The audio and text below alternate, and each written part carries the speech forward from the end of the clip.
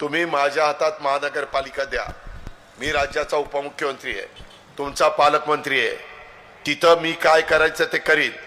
मी कुठल्याही परिस्थितीत ह्या प्रस्तावित डीपी मध्ये चुकीच्या आरक्षणामुळे पवना नगर मधील कुटुंबाच्यावर अन्याय होऊन देणार नाही।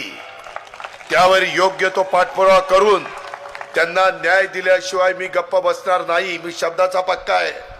हा अजित पवारांचा वादा आहे, दादाचा वादा आहे। त्याच्यामुळे तुम्ही काळजी करू नका। तुम्ही माझ्या ह्या 8 लोकांना साथ द्या, तुम्ही तुमचं काम करा। पुढे 5 वर्ष मी ह्या महानगरपालिकेला जे कर्जबाजारी केलं ते कर्जातनं बाहेर काढीन, अजून चांगला विकास करून देईन, सेंट्रल कडनं पैसा आणीन, राज्य सरकारकडनं पैसा आणीन, आपला कर रूपाचा पैसा यांची सांगड घालीन, वेळ पडली तर डीपीसी मधनं पैसा देईन।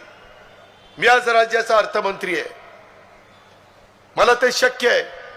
हे सांगण्याच्या करता मी आज रहाटणी, काळेवाडी, माझ्या तापकीर नगर, माझ्या श्रीनगर, माझ्या कोकणे नगर, माझ्या नथे नगर, माझ्या राजवाडी नगर, पवना नगर ह्या परिसरातल्या लोकांना सांगण्याच्या करता आलोय। ही आपल्या पुढच्या पिढीच्या भवितव्याची निवडणूक आहे।